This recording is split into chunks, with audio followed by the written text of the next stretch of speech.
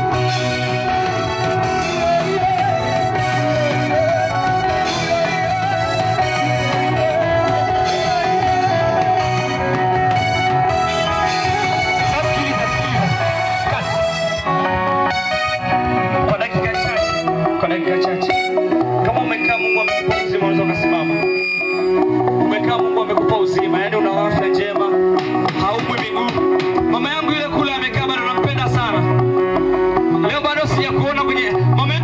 Yeye nampenda sana. Mama, kama Mungu amekupa afya njema, simama.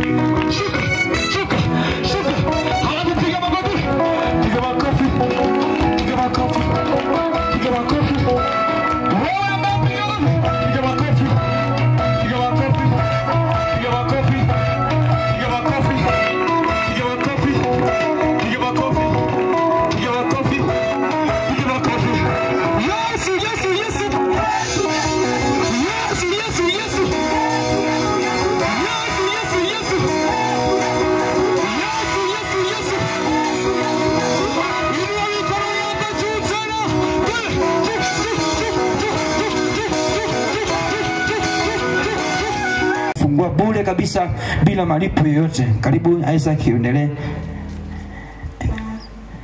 Karibu uendelee na Mungu akubariki media. Karibu. Asante. Haleluya. Amen. Kwa sababu MC nashukuru.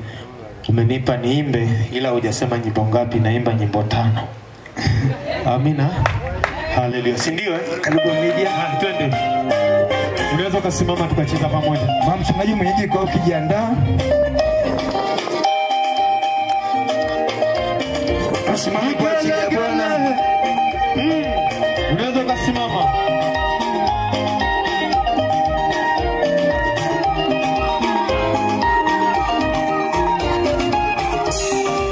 Nakuletea habari ya mtu mmoja, jina lake Lazaro wa Bethania.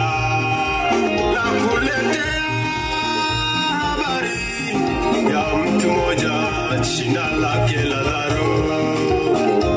Lazaro alikuwa ni mgonjwa, Lazaro alikuwa hawezi.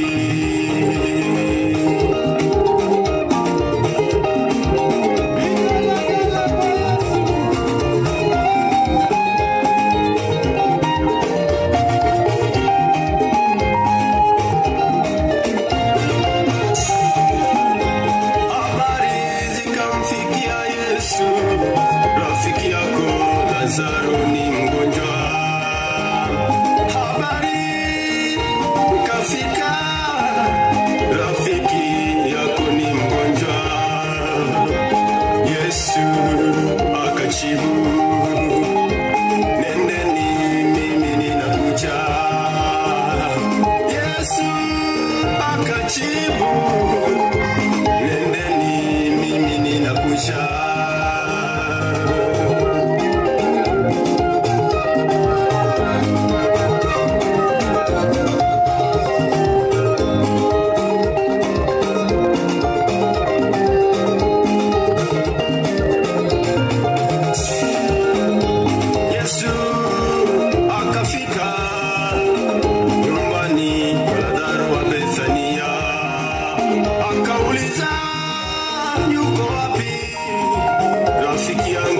Lazaro wa Bethania, nduguze wakamjibu Yesu, Lazaro sasa amekufa.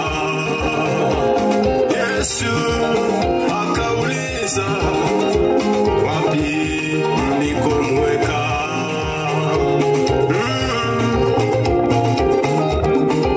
Wakaenda walikomweka. Yesu akawambia, ondoeni jiwe. Wakamjibu, ananuka sasa, yapata siku 4. Yesu akajibu, amini tu, one mkono wake. Sikuambia mukiamini mutaona mkono wangu. Akawambia, mukiamini mtaona mkono wa Mungu. Ondoeni jiwe.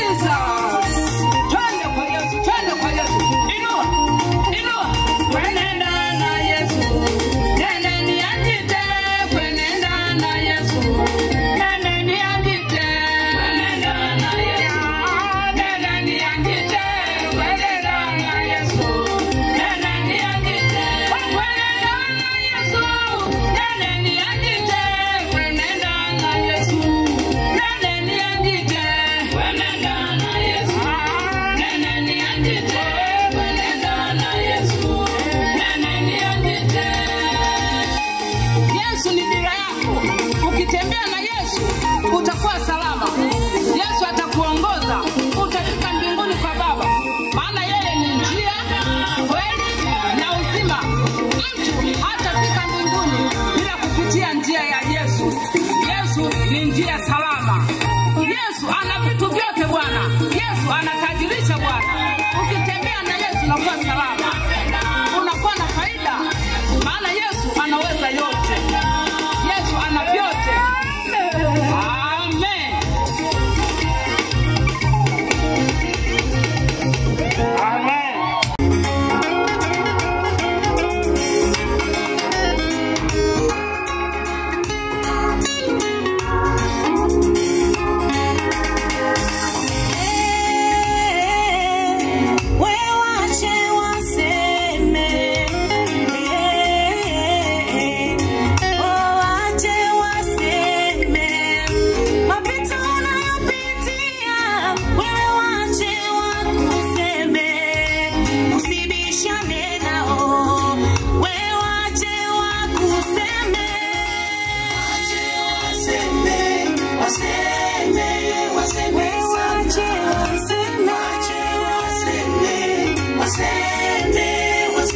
Sana hawajui,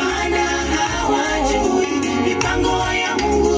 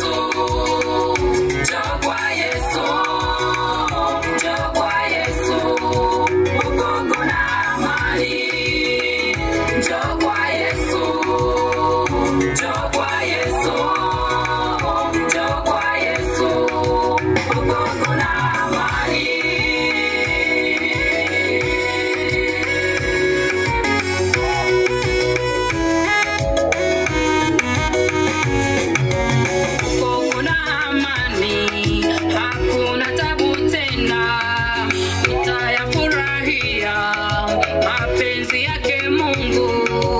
Huko kuna amani, hakuna tabu tena. Utalifurahia penzi jipya Jehova.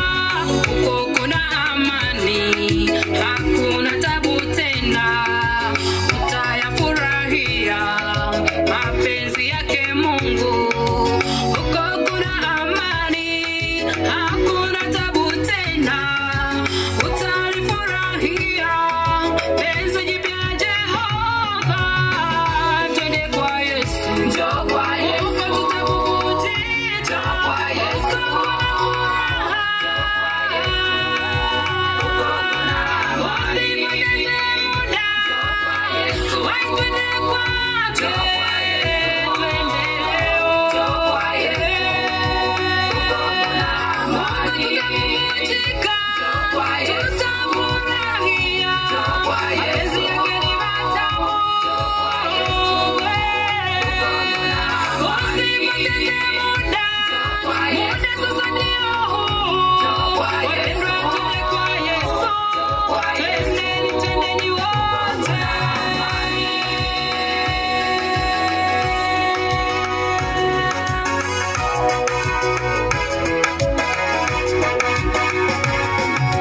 Dunia inapita na mambo yake. Achana na uzinzi, huo ndugu utakupoteza. Acha ya ulimwengu, huna mwisho wake. Ataondoa hayo, shida zote zitakoma. Dunia inapita na mambo yake. Achana na uzinzi, huo ndugu utakupoteza. Acha ya ulimwengu, huna mwisho wake. Ataondoa hayo, shida zote zitakoma. Twende kwa Yesu, njoo kwa Yesu, tutabubujika kwa Yesu.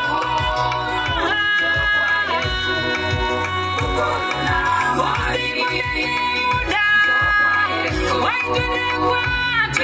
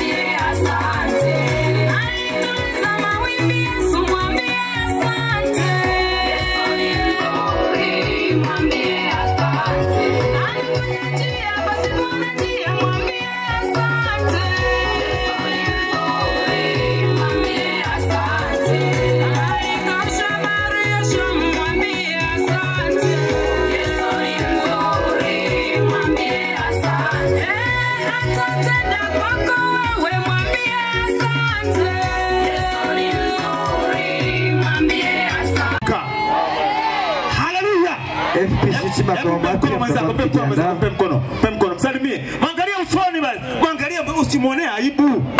Haleluya. Kumekucha. Kwa majina naitwa James Tungu, nimetokea Dodoma, Chamwino. Karibu Dodoma. Kumekucha. Twende.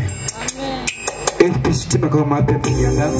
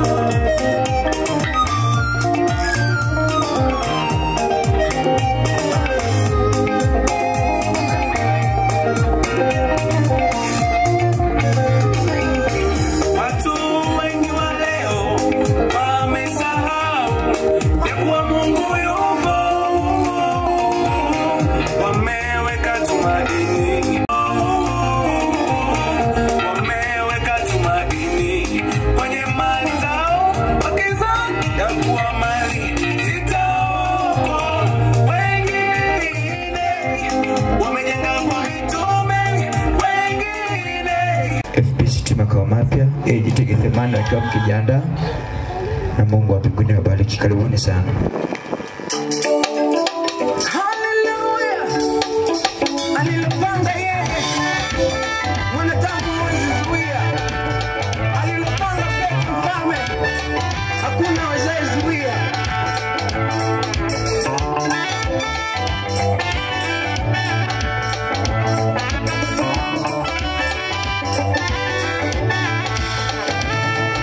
I know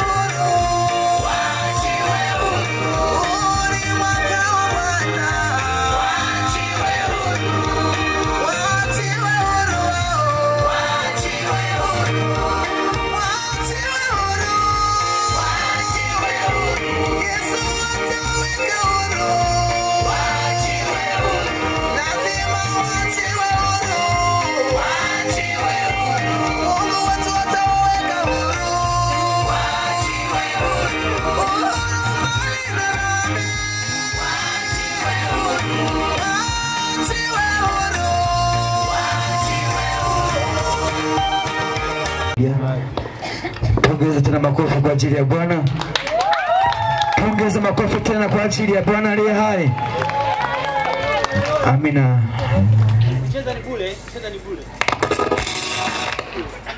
Karibu tumsifu Bwana pamoja. Wakati vijana wenzetu wa Bethel Worship wakiendelea.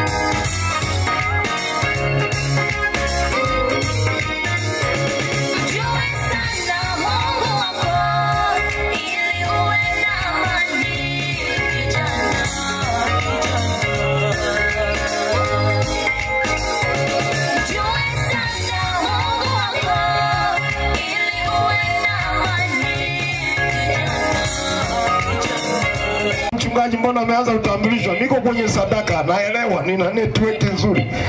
Haleluya. Hebu wapite mbele tuwashangilie kwa makofi na vigelegele.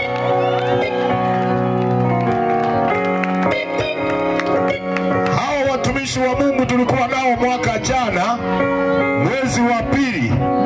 Mvua za masika zilikuwa zinanyesha hapa, lakini injili inaendelea. Wangapi wanakumbuka? Hebu tumshangilie Bwana kwa ajili yao. Sitamsahau kijana mmoja, sijui wamemwacha, alikuwa amevaa kama mama vile, alimba wimbo wa mama vile. Yuko wapi jamani? Hajaja. Lakini kuna binti moja mvua ilimwishia pale. Haleluya. Niwashukuru sana watumishi wa Mungu kwa kumpenda Yesu. Hata mkiwa masomoni mnaendelea kumtumikia. Ninyi ni watu wa maana, na Monduli imewakubali na tunawapenda mno. Mungu awabariki. Mnaweza mkarudi watumishi wa Bwana. Hebu tuongeze makofi tena kwa Yesu. Asante sana Bishop Sindondwa kwa huduma njema na kazi nzuri ya injili. Kwa majina yangu ni mchungaji Bernard Malingumu kutoka kanisa la FPST pale makao mapya. Tumefuatana na kwaya, wamenitangulia, wamekuwa wakifanya huduma. Nimekuwa na pito la afya, lakini Bwana ni mwema, ameendelea kunitegemeza. Jamani, Yesu asifiwe. Haleluya, haleluya, haleluya, haleluya. Hebu simama, shangilia mbele za Bwana. Tunaye Mungu anayeweza, mwenye nguvu na mamlaka, anayeweza kutuinua mahali pa kuinama, anaweza kutuponya mahali pa hatari. Hebu simama tena, umeketi, simama mahali ulipo, mpige Bwana makofi na vigelegele vingi. Amen. Basi unaweza ukaketi, unaweza ukaketi. Asante sana, asante sana mkutano. Basi ni wainue kwaya ambao wamekuwa wakihudumu, kwaya kutoka kanisa linalohudumia. Naomba wasimame wapunge mikono yao. Kwaya kutoka FPC makao mapya, asanteni sana kwa huduma, asanteni sana kwa kushirikiana katika mkutano huu. Mimi kwangu ni siku ya kwanza leo, na tena Bishop amenitia moyo, maana afya yangu kwa kweli imekuwa na mapito, lakini Bwana ameendelea kunitegemeza. Asante sana, asante sana. Na unaporudi nyumbani nikumbuke kwa maombi, mtaje tu mchungaji Malingumu, Bwana mponye, mtegemeze, mshindie. Basi bila kupoteza muda tukamwite Bwana kwa ajili ya mhubiri. Inua mkono wako wa kulia, tumwite Baba. Baba, katika jina la Yesu Kristo wa Nazareti, wewe ni Mungu ajabu mno. Matendo yako ni makuu sana, hayaelezeki. Wema wako Mungu ni wa ajabu mno, hauneneki katosha maneno. Na neno lako linasema hivi: vilima na vilima vitaondoka, lakini wema wako Mungu hautaondoka kwetu. Na kushukuru kwa upendo wako Mungu ni hai. Tazama sai ni ya kunena neno lako Mungu wa mbinguni. Mpe neema kubwa mnenaji wa neno lako, mwinjilisti anayekwenda kusimama kuzisema habari za Bwana, zikawe na uzima, zikawe na uponyaji wa roho, uponyaji wa mwili, uponyaji wa maisha yetu Baba, kuwainua walioinama, kuwatia moyo waliokata tamaa, kuwawezesha ambao hawawezi, na kulitegemeza jina la Bwana mahali popote. Neno lako likaishi na likaweza wa nguvu zako Baba. Tunakuhitaji sai, tutendee mema kwa neno lako. Asante kwa mnenaji, mpe ujumbe wa pekee anapoendelea kunena, kuone wewe ukimwezesha hatua kwa hatua, hata atakapohitimisha na matendo mema yakaendelea kutendeka, injili inapoendelea kuhubiriwa. Walioko hapa viwanjani na hata walioko sehemu popote ambako sauti watakuwa wakiisikia, Bwana wahudumie huko, na uwezo wa kuokoa ukaguse maisha ya kila mmoja Baba. Asante kwa jina la Yesu, wote tuseme amen. Hebu tushangilie mbele za Bwana mnenaji anapokuja, anaposogea, anaposogea. Asante sana, asante sana. Karibu mtumishi wa Bwana. Amen.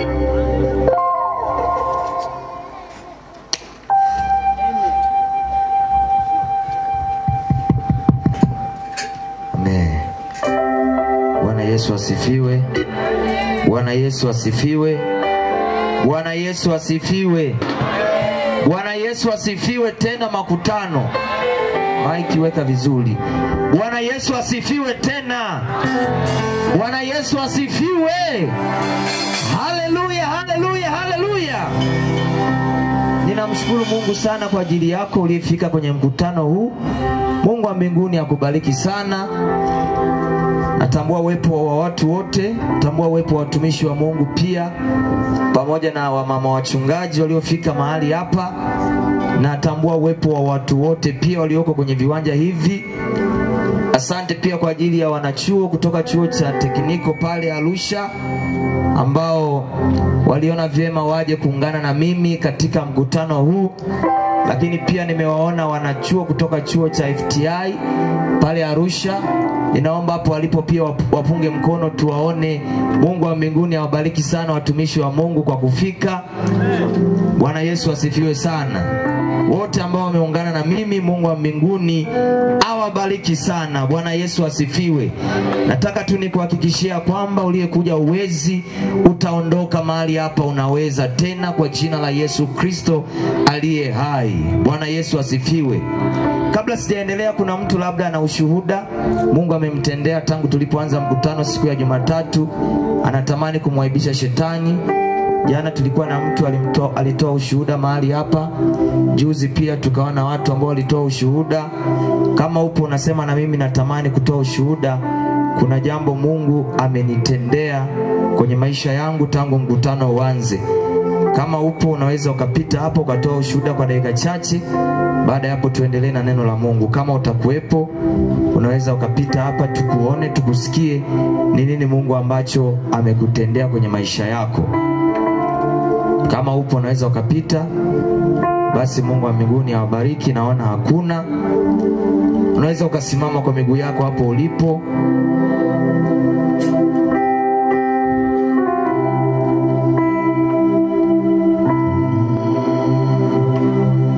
Miungu mingine ni kazi ya wanadamu.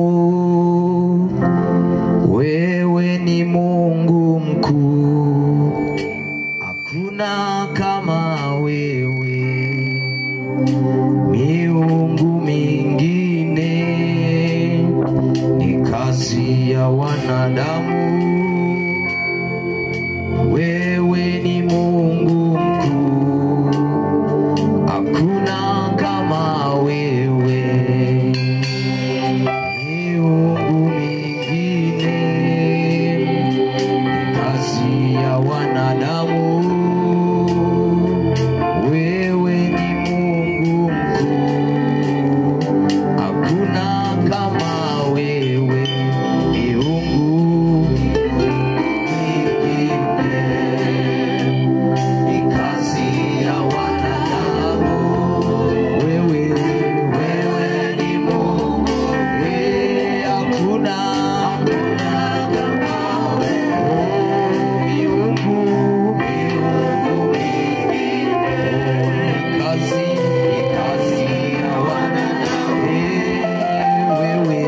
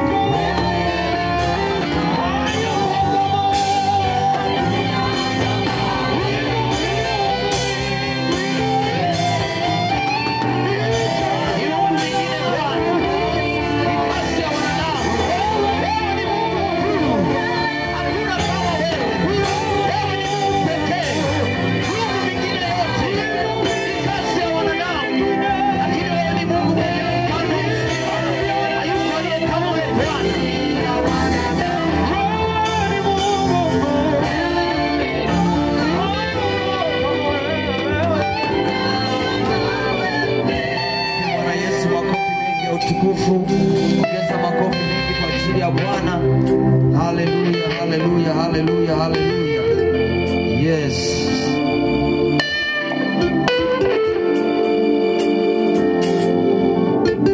Namshukuru Mungu tena kwa mara nyingine kuweko Monduli siku ya leo.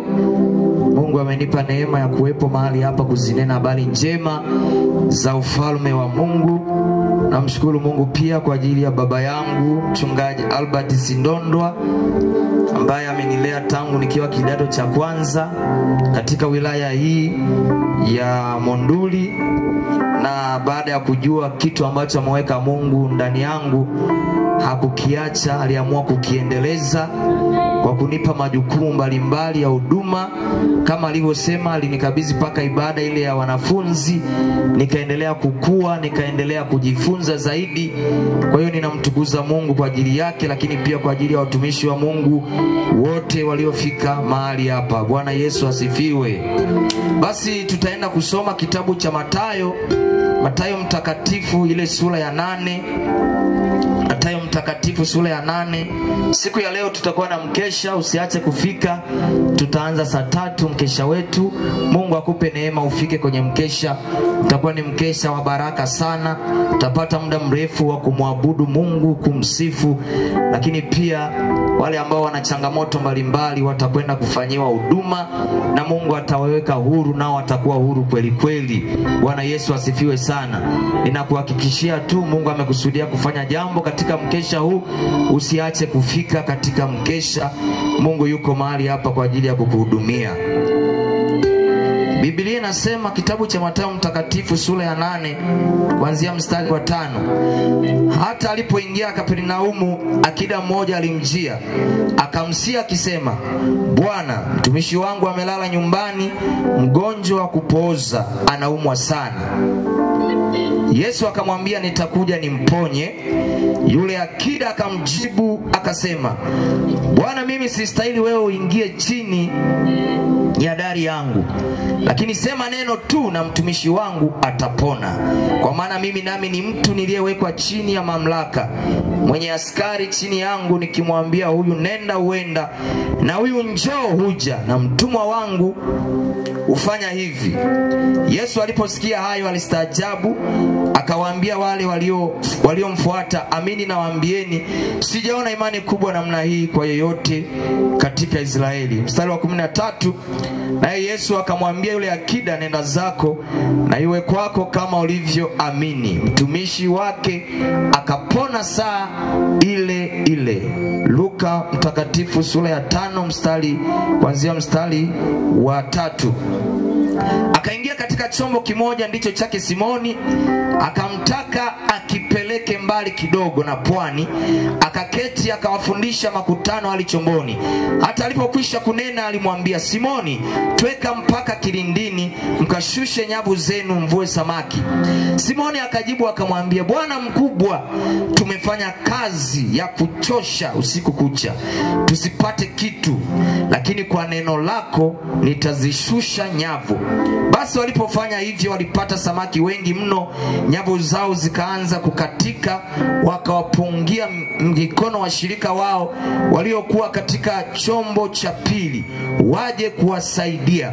Wakaja wakavijaza vyombo vyote viwili hata vikataka kuzama. Simoni alipoona hayo alianguka magotini pa Yesu akisema, ondoka kwangu, kwa kuwa mimi ni mtu mwenye dhambi, Bwana. Maana alishikwa na ushangao yeye na wote waliokuwa pamoja naye, kwa sababu ya wingi wa samaki walio upata. Na kadhalika Yakobo na Yohana wana wa Zebedayo waliokuwa washirika wa Simoni. Yesu akamwambia Simoni, usiogope, tangu sasa utakuwa ukivua watu. Hata walipokwisha kuviegesha pwani vyombo vyao, wakaacha vyote wakamfuata. Bwana Yesu asifiwe. Bwana Yesu asifiwe sana. Hili ni neno la la Mungu, na mimi nimekuletea neno, sijaleta kingine.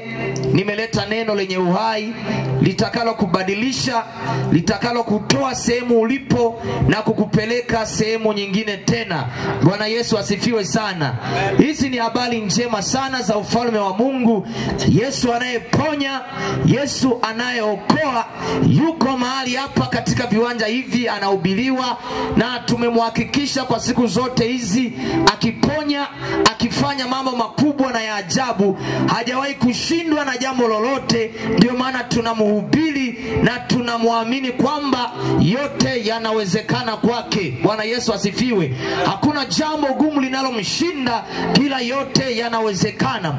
Tumeona hizi habari katika vitabu viwili. Tumeona kwa habari kitabu cha kwanza, tumesoma kabisa kwa umakini, na yumkini sio mara yako ya kwanza kusikia, ni mara yako ya pili au ya tatu au ya nne kusikia hizi habari. Ninazungumzia tu kwa habari ya neno la Mungu lilivyokuwa na nguvu, na ninapozungumzia neno ninamzungumzia Yesu Kristo mwenyewe. Bwana Yesu asifiwe sana. Ninapozungumzia kwa habari ya neno, Yesu amekamilika. Yani tunaposema neno la Mungu Biblia, tunamaanisha ni yeye mwenyewe Kristo.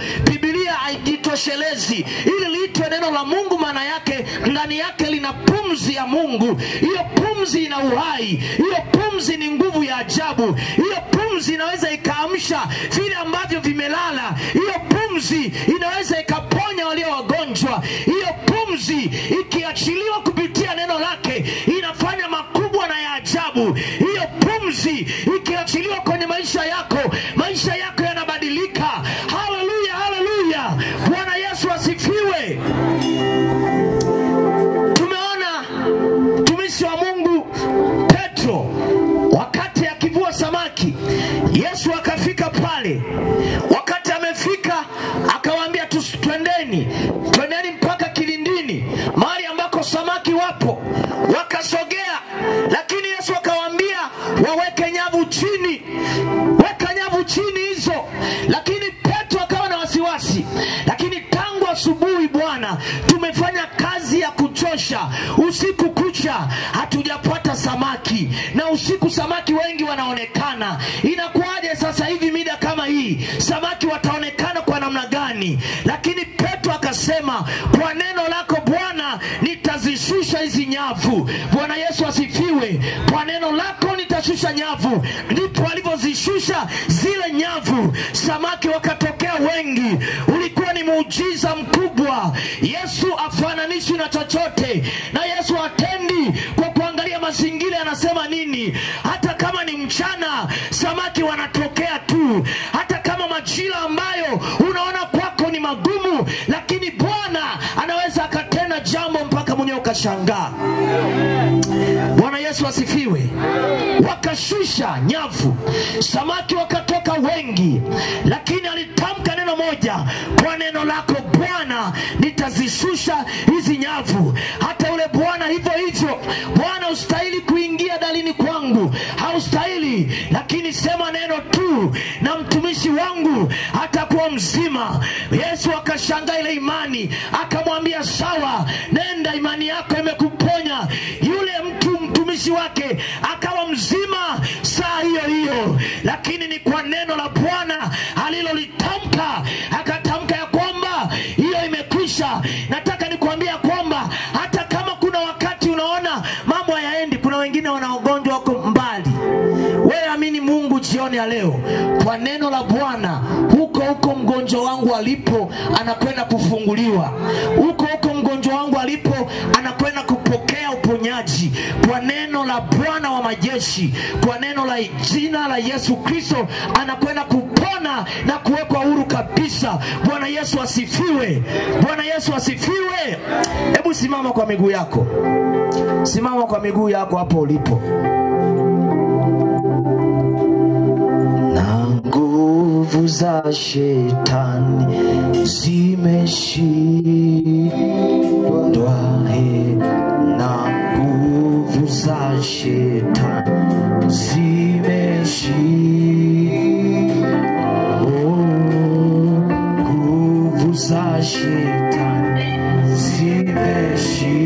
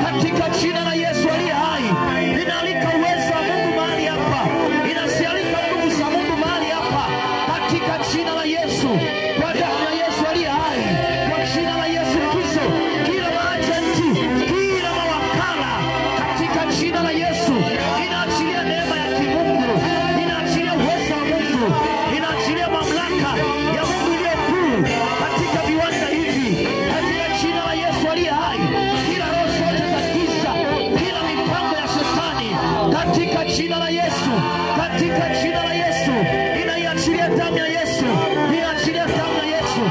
Ninaachilia damu ya Yesu mahali hapa. Ninaachilia damu ya Yesu mahali hapa. Ninaiachilia hiyo damu. Ninaiachilia hiyo damu. Ninaiachilia hiyo damu. Ninaiachilia hiyo damu. Ninaiachilia hiyo damu. Kila kazi zote, kila mipango yote, kila roho zote za giza, kila mamlaka yote ya shetani, katika jina la Yesu aliye hai. Katika jina la Yesu, kwa damu ya Yesu Kristo wa Nazareti aliye hai. Ninaialika damu ya Yesu katika viwanja hivi. Ninaalika damu ya Yesu mahali hapa.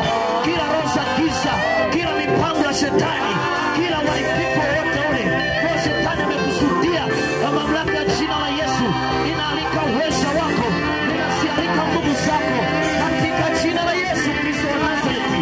Kwa damu ya Yesu Kristo wa Nazareti aliye hai. Bwana Yesu, chukua nafasi majira na masaa haya. Roho Mtakatifu ninakualika, nenda uonekane, nenda ukatende makubwa na ya ajabu katika jina la Yesu Kristo wa Nazareti aliye hai.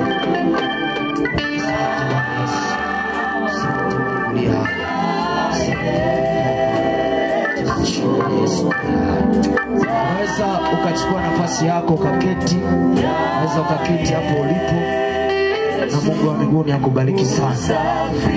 Unaweza ukaketi hapo ulipo.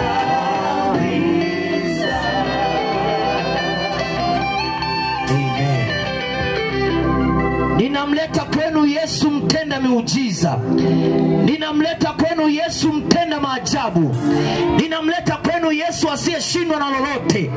Ninamleta Yesu ambaye hajawahi kulinganishwa na yeyote. Yeye ni mwenye uwezo, ni mwenye mamlaka. Ndio maana Biblia inasema baada ya kazi kubwa kuifanya aliyoitiwa hapa duniani, Biblia inasema Mungu akamwadhimishia jina kubwa mno lipitalo majina yote. Akasema kwa jina la Yesu kila goti litapigwa, kwa jina la Yesu kila ulimi utakiri. Ndilo nimekuletea jioni ya leo. Nimeleta jina la Yesu. Nimeleta jina la Yesu. Hili jina ni neno. Likitamkwa mapepo yanakimbia. Likitamkwa kila kitu kinakaa sawa. Bwana Yesu asifiwe. Nimelileta jina la Yesu. Wako watu wana majina mengi, wako watu wana majina makubwa, lakini leo hii hawapo. Wengine wana majina ya sifa, lakini leo hawapo. Lakini hili jina la Yesu linaishi mpaka leo. Hili jina la Yesu linaishi mpaka leo. Hili jina la Yesu ni jina lenye uweza. Likitamkwa mahali popote, kila kitu kinakaa vizuri. Likitamkwa mahali popote, kila kitu kinakaa sawa katika jina la Yesu aliye hai. Kwa neno la Bwana mambo yanatokea. Kwa neno la Bwana vitu vinaumbika. Kwa neno la Bwana kila kitu kinakaa sawa. Kwa neno lako Bwana jioni ya leo atakwenda kufanya makubwa. Kwa neno la Bwana kila kitu ambacho shetani alikuwa amekuibia kinakwenda kurudi. Adui kama alivyofanya kwa Petro akazuia uchumi wake, lakini kwa neno la Bwana samaki wakatokea tena. Kwa neno la Bwana nataka nikwambie, yuko mahali hapa anahitaji moyo wako ufunguke. Yuko tayari kusema, yuko tayari kukuhudumia. Ni wewe kufungua moyo wako ili aingie ndani yako, ili afanye makubwa. Bwana Yesu asifiwe.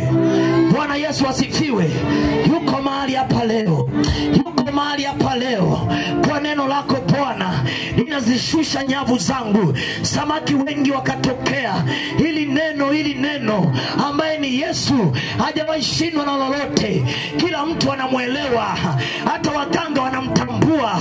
Ndio maana hata mapepo yalipomuona yakasema, tuna nini na wewe mwana wa Daudi? Usitutese, umetujia kabla ya wakati wetu. Yesu anajulikana, kuzimu wanamtambua, wanamuelewa. Ndio maana siku ya tatu alipofufuka ilikuwa ni ushindi. Alipokufa alienda kuzimu akashughulikia zile falme kisawasawa. Kwa hiyo shetani anamuelewa, majini anamuelewa, mapepo yanamuelewa, mashetani anamuelewa, yanamuelewa. Hata wachawi wa Monduli wanamuelewa, wanamuelewa vizuri. Wale wanaologa usiku wanamfahamu, wakikutana naye lazima wapate shida. Maana hili jina la Yesu ambalo ni neno, likitamkwa mahali popote mambo yanakuwa sawa, mambo yanakwenda vizuri, mambo yanatokea. Likitamkwa hili jina, hata kama ni mgonjwa anapokea uponyaji wake. Likitamkwa hili jina, hata kama ulikuwa uwezi unaanza kutembea tena.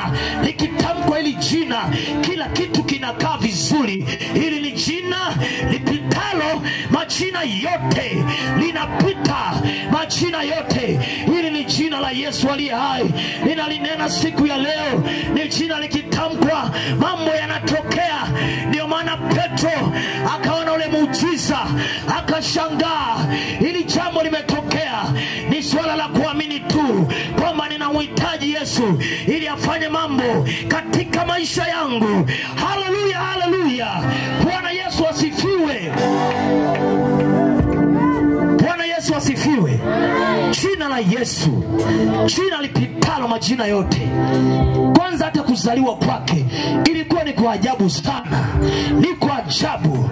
Biblia inasema yule akachukua mimba Mariamu, akamzaa. Ile mimba ilikuwa ya kawaida, mimba yenyewe tu ilikuwa ni ya miujiza. Maana anayezaliwa ni mtu wa miujiza, ni mtu wa ishara, ni mtu wa maajabu. Kuzaliwa kwake tu kulikuwa ni kwa miujiza. Mariamu hakuwahi kukutana na Yusufu wala mwanaume yeyote yule, lakini Mariamu akabeba mimba kwa uwezo wa Roho Mtakatifu. Hiyo sayansi, hata ukiwauliza wasomi na wanasayansi hawana majibu. Hakuna yeyote hapa aliyezaliwa bila mke na mme, hayuko hata mmoja. Hata wewe, hata nani, hayupo hata mmoja. Kama yupo njoo chukue mic hapo umseme. Lakini nakuthibitishia ni Yesu peke yake alizaliwa kwa miujiza, bila baba alizaliwa. Hiyo ndio miujiza kwa uweza wa Roho Mtakatifu. Yesu ameujiza huyu. Yesu ameujiza. Baada ya hapo hata kupaa, akapaa, akaenda juu. Yani ni miujiza tu. Kila mahali aliko kanyaga ni miujiza. Hata alipoenda kule Kana kwenye harusi alifanya muujiza.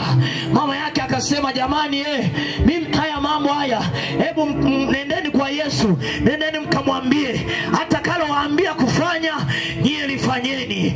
Hata mama yake mzazi alimjua Yesu sio wa kawaida. Mimi ni mama, ni mpende wa muujiza, siwezi ngoja nimuite mtoto tu ili afanye.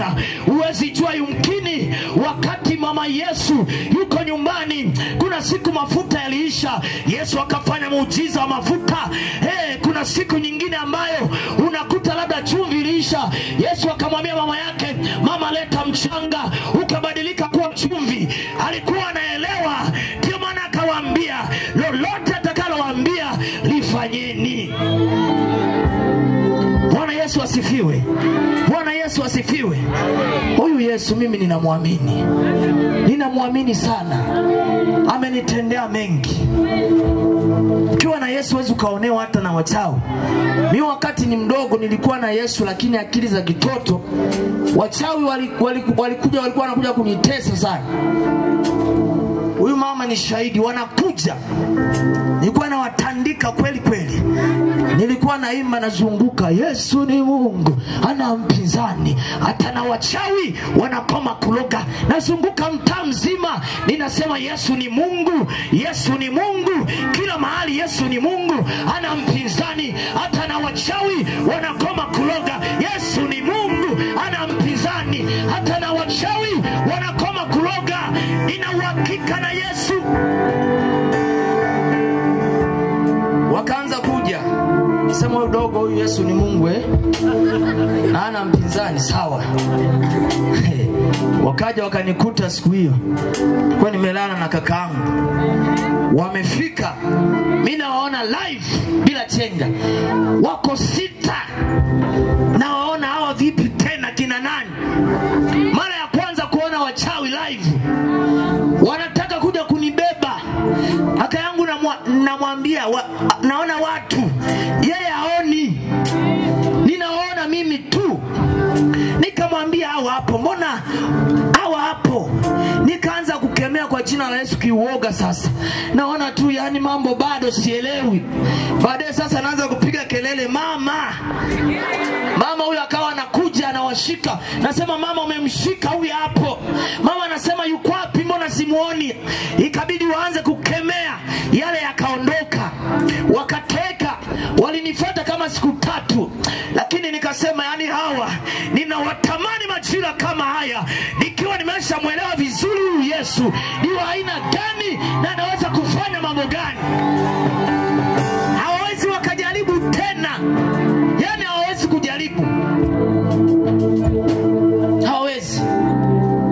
Hawawezi.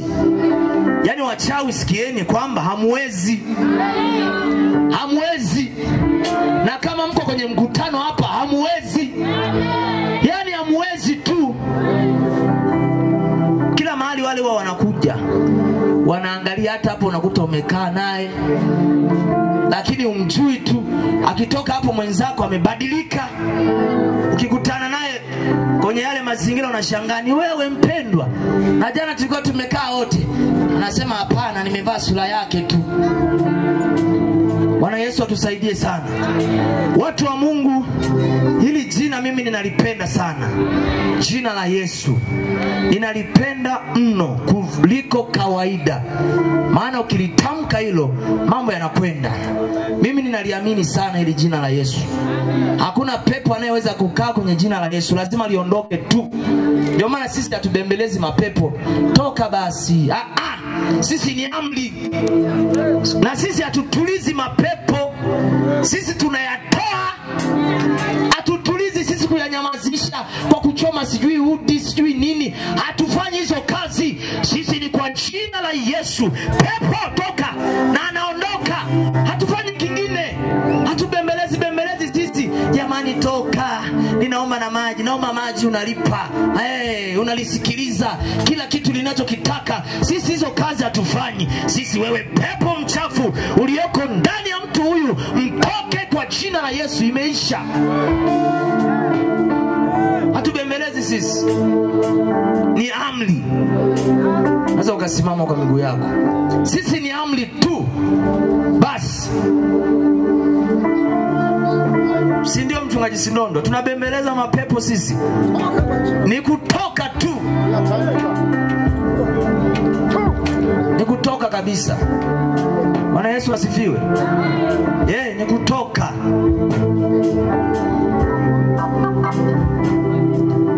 Amen. Basi nimeupenda utaratibu wa mwinjilisti Geoffrey. Mshike mkono wako mtu mmoja tu, mshike mkono wake. Alafu njoo naye hapa mbele. Usimwache mtu yani, mshike mkono. Alafu songa naye moja kwa moja hapa mbele.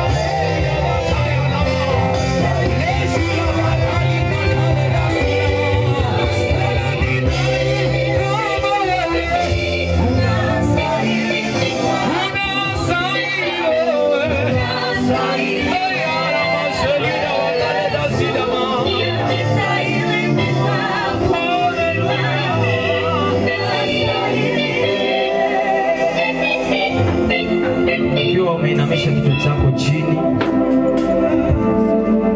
Nataka huyu Yesu ambaye nimekuhubiria, ambaye ni mtenda miujiza, ni mtenda maajabu. Petro akasema mimi ni mwenye dhambi. Baada ya kuona Mungu amemtendea mambo makubwa, akasema mimi ni mwenye dhambi.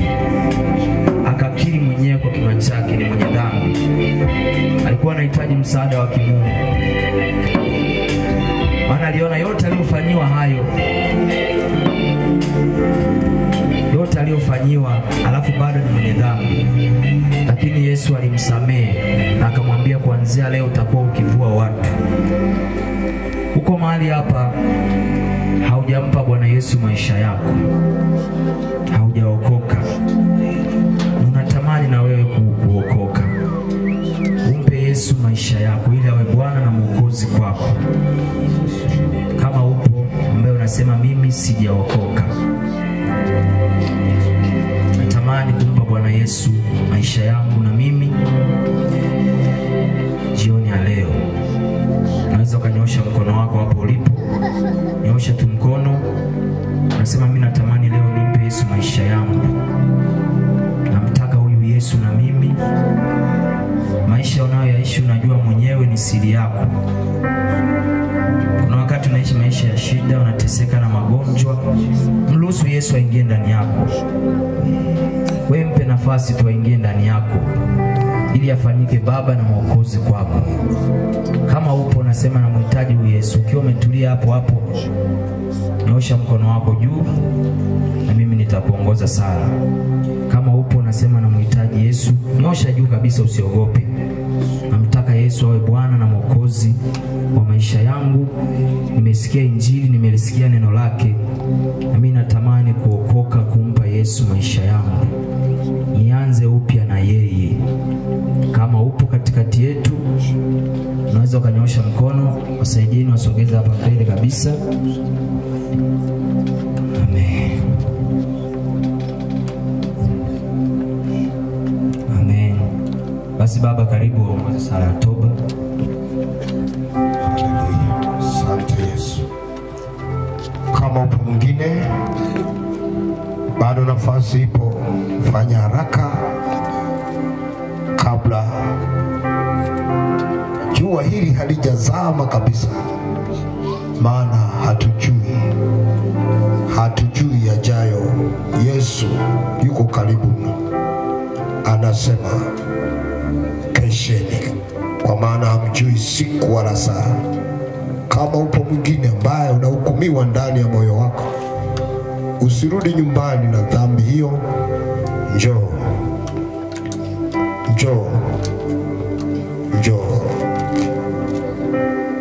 Sogea nyinyi mliokuja, sogea kabisa hapa madhabahuni. Watoto wazuri. Wengine kule kijijini kwetu nilikozaliwa waliokoka kama rika hii. Na kijana ambaye aliokoka akiwa na miaka 8, mtoto mdogo kabisa. Baba yangu mzazi alikuwa mchungaji, ndio aliyemuongoza sala toba. Baba mzazi alikuwa mchungaji. Leo hii kwenye kanisa lile ambalo alikuwa anachunga baba mzazi, yule aliyeokoka miaka 8 leo ndio mchungaji wa hapo kijijini. Kwa hiyo hawa wengine ni wamama wachungaji wanaokuja hapa. Hebu inua mikono yenu watoto wazuri, semeni maneno haya nyuma yangu. Sema Bwana Yesu. Funika macho yenu, sema Bwana Yesu. Naomba wahudumu maiki moja ili sikike hewani wakati hawa watumishi wa Mungu wanakiri sala hii ya toba. Ni sala ya muhimu sana sana sana sana. Wakina Debora hapa wamepita kwa hiari yao, hawajalazimishwa na wazazi. Sema Bwana Yesu. Bwana Yesu, ninakuja kwako. Mimi ni mwenye dhambi. Naomba unisamehe dhambi zangu zote nilizozifanya, ninazokumbuka na nisizokumbuka. Nimesikia neno lako, nimeelewa. Ndio maana mtumishi wako alipoita watu kuja mbele kuokoka, nimesikia na nimeelewa na nimepita hapa mbele, na niko tayari sasa kukukaribisha ndani ya moyo wangu. Ufanyike Bwana na Mwokozi wa maisha yangu. Kuanzia sasa mimi nimeokoka. Hebu turudie mkutano mzima, sala hii inasukumwa sana. Turudie mkutano wote. Hebu sema, Bwana Yesu, asante kwa kuwa wewe ni Bwana na Mwokozi wa maisha yangu. Naomba Bwana Yesu nikumbuke katika ufalme wako. Bwana Yesu, nisamehe kwa kutokuamini kwangu, nisamehe kwa uovu wangu, nitakase. Maadamu Yesu nakuja kulichukua kanisa lako lililo takatifu sana, na mimi Bwana nitakase niwe mtakatifu kama wewe ulivyo mtakatifu. Na ikataa dhambi ya siri inayoniangamiza, shetani unayenihubiria kwamba usitubu, na huku ninajua nina dhambi ya siri iliyoifanya mwenyewe. Bwana, naomba nitakase, nisamehe. Sitaki kwenda jehanamu. Nakataa. Mimi sikuumbiwa jehanamu. Shetani sio baba yangu. Mapepo sio baba yangu. Nayakataa.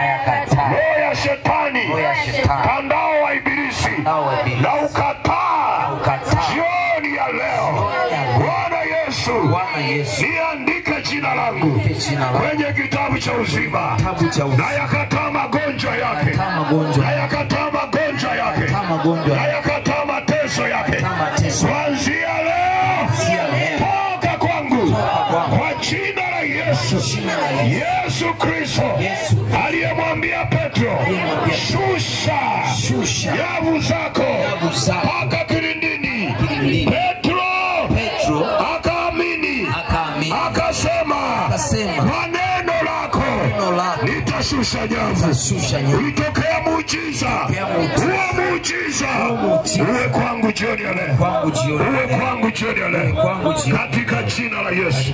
Endelea kusema asante Yesu, asante Yesu.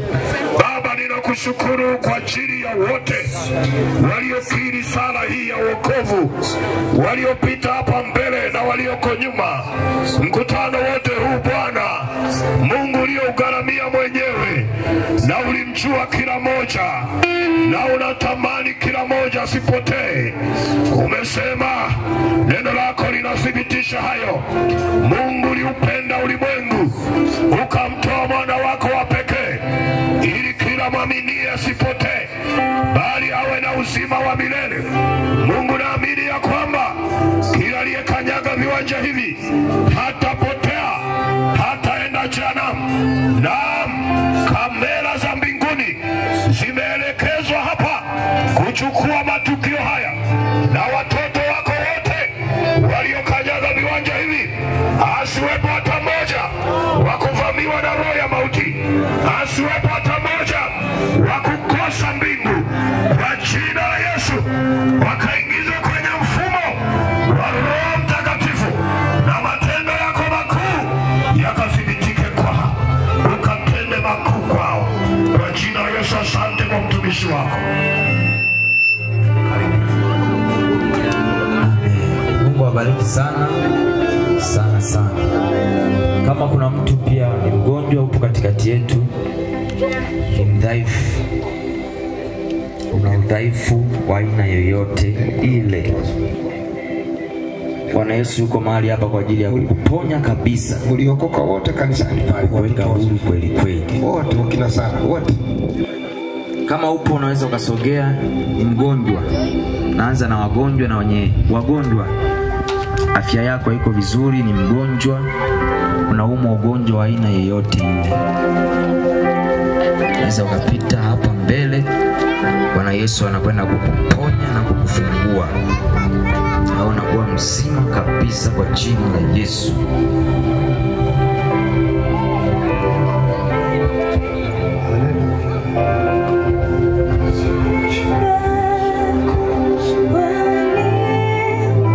Yesu anakwenda kukuponya leo.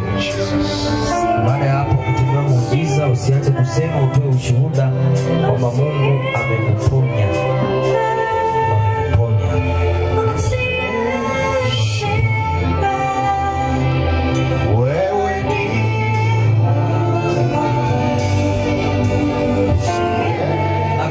Unasumbuliwa na nguvu za giza,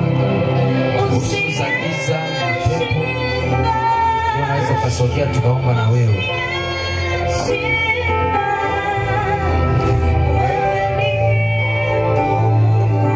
Tuimbe kwa sauti ya chini kidogo.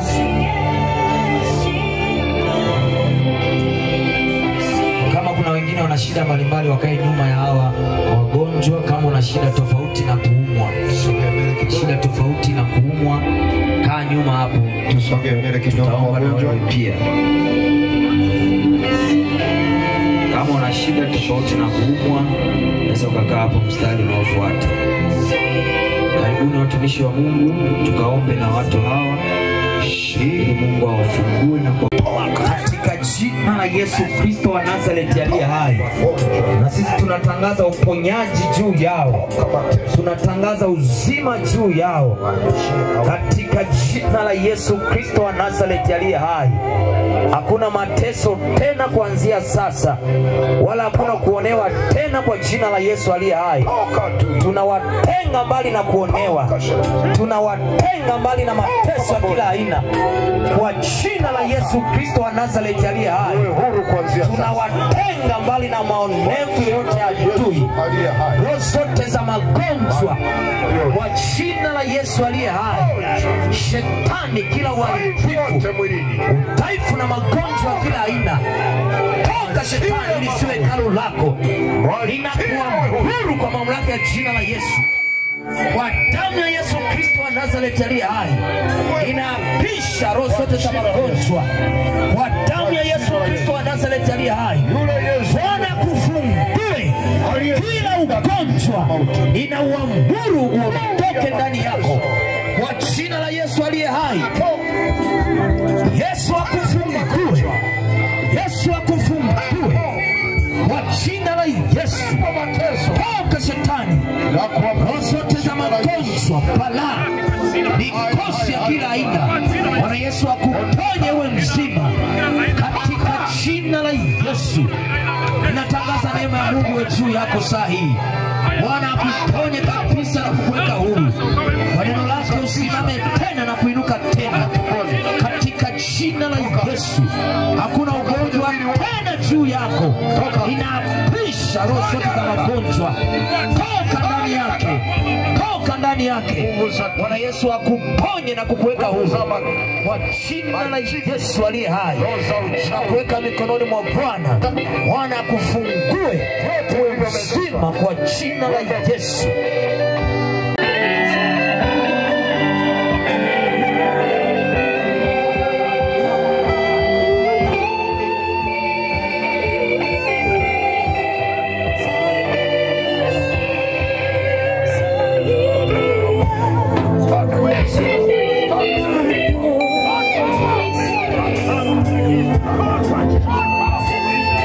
Katika jina la Yesu Kristo wa Nazareti aliye hai, inakutenga mbali na roho zote za adui. Ewe pressure uliyoko ndani yake, toka kwa jina la Yesu. Ninakuamuru kwa mamlaka ya jina la Yesu. Yesu akufungue, Yesu akufungue katika jina la Yesu aliye hai. Tunakutenga mbali na kuonewa na shetani. Ewe Pressure. Toka mwache mama huyu. Toka mwache mama huyu. Kwa jina la Yesu aliye hai.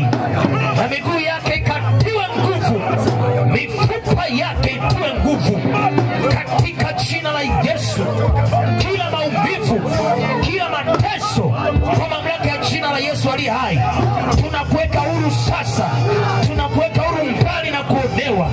Tunakuweka huru mbali na kuonewa. Mifupa na mishipa yako itiwe nguvu sahihi katika jina la Yesu aliye hai. Bwana kufungue. Bwana kufungue kwa jina la Yesu Kristo wa Nazareti aliye hai. Miguu yako yote itiwe nguvu. Inaachilia moto wa Roho Mtakatifu. Inaachilia moto wa Roho Mtakatifu akuponye, akufungue katika jina la Yesu. Akuweke huru sasa. Uwe mzima mbali na kuonewa kwa jina la Yesu aliye hai. Shetani una nafasi tena. Miguu yake itiwe nguvu. Awe mzima, atembee kwa jina la Yesu. Kwa damu ya Yesu aliye hai. Shetani una mamlaka. Toka kwa damu ya Yesu aliye hai. Bwana Yesu akufungue. Bwana Yesu akufungue. Akutenge mbali na kuonewa. Akutenge mbali na mateso. Akutenge mbali na uharibifu wote. Kwa damu ya Yesu Kristo wa Nazareti aliye hai. Katika jina la Yesu Kristo. Kila roho zote, achia miguu yake. Achia miguu yake kwa damu ya Yesu aliye hai. Kwa jina la Yesu, achia afya yake. Achia kwa damu ya Yesu. Ninamrejeshea miaka yote iliyoliwa na nzige kwa damu ya Yesu. Miaka yake irejee kwa nguvu, akiwa na afya njema katika jina la Yesu Kristo wa Nazareti aliye hai. Bwana akuponye, Bwana akufungue kuanzia saa hii. Ninakutangazia uponyaji, ninakutangazia kufunguliwa kwa jina la Yesu aliye hai. Mateso yote yakaondoke ndani yako, uwe mzima kwa jina la Yesu aliye hai.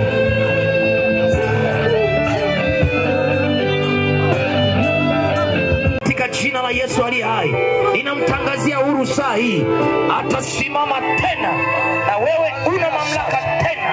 Kila maumivu kwenye miguu yake kwa jina la Yesu inayaamuru saa hii. Bwana Yesu akufungue. Bwana Yesu akuponye bali na kuonewa. Maumivu usirudi tena. Ninakuamuru saa hii katika jina la Yesu aliye hai. Arudi akiwa mzima nyumbani. Hayo maumivu yakanyamaze kimya. Yaliyokamata, yaliyoko kwenye goti lake. Toka shetani, una mamlaka. Toka kwa damu ya Yesu Kristo wa Nazareti aliye hai. Jina la Yesu. Kwa jina la Yesu Kristo. Ewe shetani, achia miguu yake kwa damu ya Yesu Kristo. Achia kwa damu ya Yesu. Kila maumivu toka, chomoka. Toka, chomoka. Toka kwa jina la Yesu. Toka kwa jina la Yesu. Kwa damu ya Yesu aliye hai. Unaamuliwa kuanzia huru. Pepo unayokuja kwa njia ndoto, pepo pepo haya ondoka sasa. Muda wakati huu. Majini mashetani kwa jina la Yesu. Iliposalia toka kwa jina la Yesu aliye hai. Kwa damu ya Yesu. Wewe shetani una mamlaka. Tangaza uhuru. Damu ya Yesu ipenye kwenye roho yake. Kwa jina la Yesu aliye hai. Fungue. Bwana kwa jina hili. Katika jina la Yesu kwa jina aliye hai. Katika jina la Yesu. Tena kwa damu ya Yesu aliye hai. Katika jina la Yesu Kristo wa Nazareti. Mamlaka ya jina la Yesu. Shetani achia miguu yake. Mamlaka ya jina la Yesu.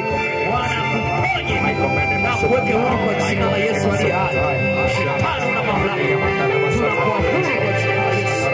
Wewe pepo huru kwa damu ya Yesu. Yesu akuponye. Yesu aliye hai. Katika jina la Yesu Kristo. Wachie mwanamke huyu. Yesu aliye hai. Aikomende katika jina la kotele bokolia. Aikopele mama ata na masuto. Aporomokolia mama ata na malito. Jani ya makaya maate ni bosataya. Ikopele kasha uondoke. Saparia. Aikomende masuhatelia. Ikomando robo sataya. Ikapame poka mashetani sika. Kando robo satana makolia.